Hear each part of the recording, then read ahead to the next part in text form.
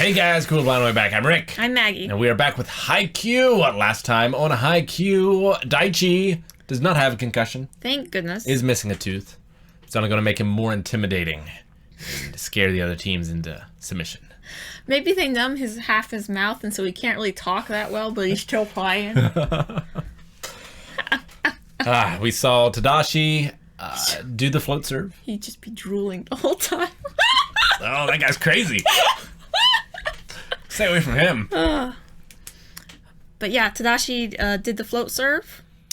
Just barely. Barely. And then he wimped out for the second one and feels bad about it. Probably going to step back up, hopefully, and carry them to the victory this time. But speaking of stepping up, Shida did a good job as coach. Not coach, captain. They both start with C's. They both mean authority. Captain. Yeah, came in. It's a lot of words that start with C. He's doing a good job. Yeah.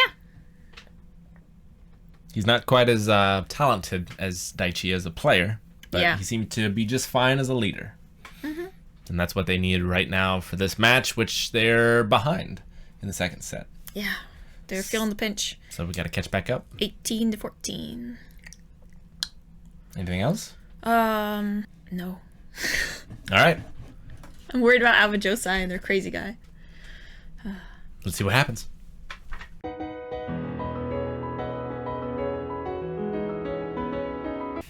Oh, okay.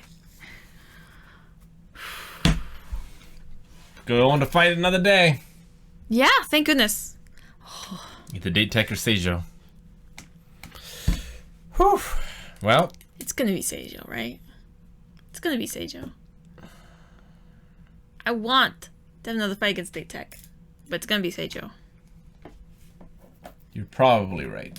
I mean, they got that weird Mad Dog kid back in. It's true. It's true. You're probably right. But at least we'll get to see Date Tech a little bit. I think we're going to watch him fight. I hope so. That would be nice. A little, not a reprieve. Because deep down, I really do want them to win.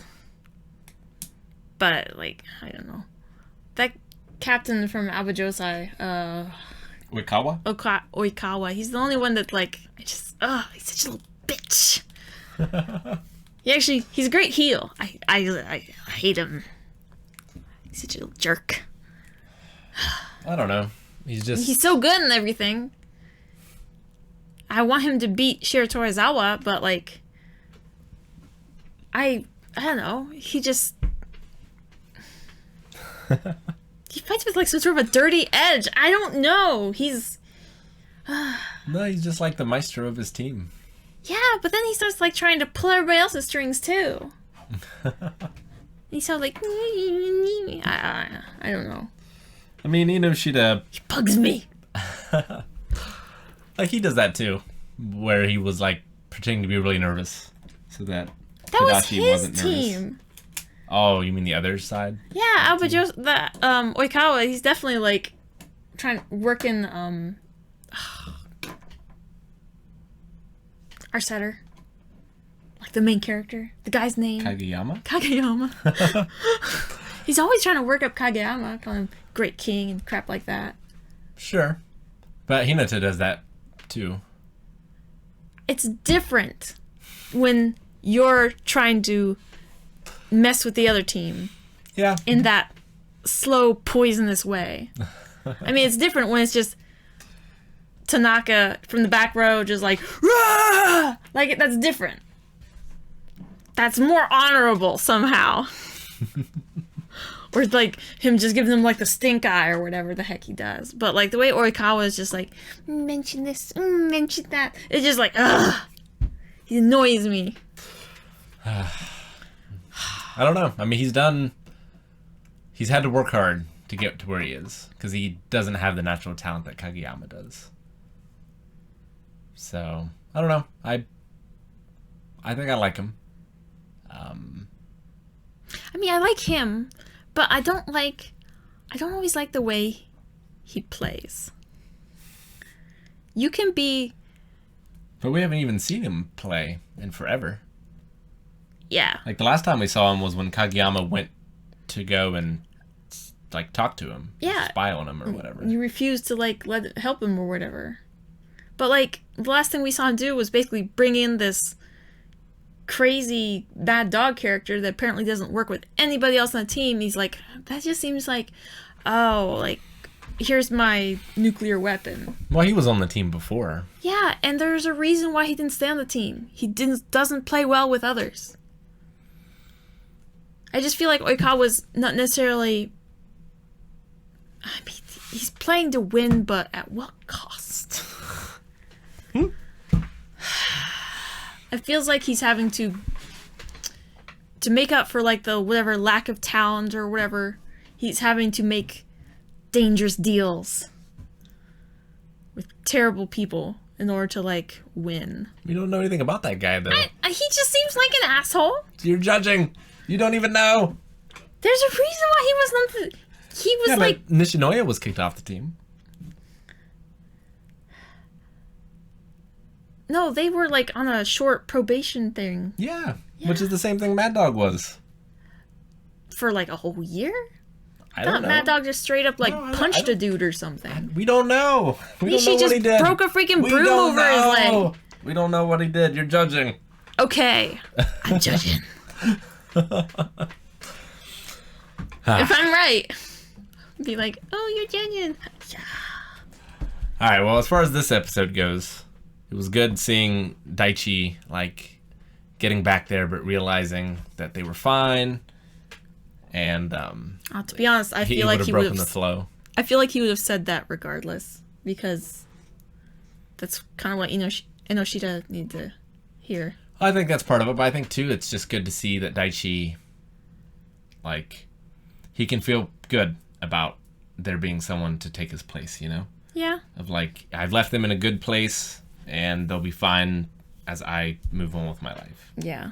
So I think that whatever captain was really good for him too. He took over from. I mean, it had to have affected how he captained. Like it's the same way with like your parents. It's like you never parent exactly like your parents. There's always still tiny things you tweak, that sort of stuff. And so, it must be a huge. It must feel pretty wonderful to see another player out there basically filling in that captain slot and trying to be like you as much as possible. It's like, okay, I've done a good job for this player, for this team. So, one-on-one, Hinata couldn't match up against Takaru. Takaru. But that's okay because luckily volleyball is a team game. Well, and Takaru is a second year, right? I think. I'm not sure. I felt like Hinata didn't have as much experience. And Hinata didn't get a lot of experience in junior high either. He never played middle school. Yeah, so... He was just but begging the girls to play with him. It was interesting to see that Takaru had the same sort of net vision that Hinata did in the very last play. Mm-hmm. Where... like it slowed down around them and they were able to adjust. Yukai said that's something that's very rare in players. So it seems like they're going to be, like their teams are obviously fighting up for the championship. They are fighting against who's going to be the next and possibly better Tiny Giant. I'd like to watch both of them play at that level. Well, we won't see them again until next year. Wakunan is out and we're going to fight the winner of Date Tech or Seijo. Yes, but... on that note, though, the better we do in this championship match, we might get more, practice games with schools that are closer to us and not just having to travel all the way to Tokyo to see the Nekomo group. Could be. So, Could be. Yeah. All right. Well, really good episode. I'm interested to see Daytech versus Seijo. Yeah. Which I think is going to be the next episode. To watch. Yeah. Yeah, I think we definitely will. This show likes you to pull for all the teams. I feel like there's no like villain team, it's not like the Russians in hockey. I mean, they've been pretty closed-mouthed about Shiratorizawa. We only see very short glimpses of them basically owning. So far, anyway, they definitely seem to be the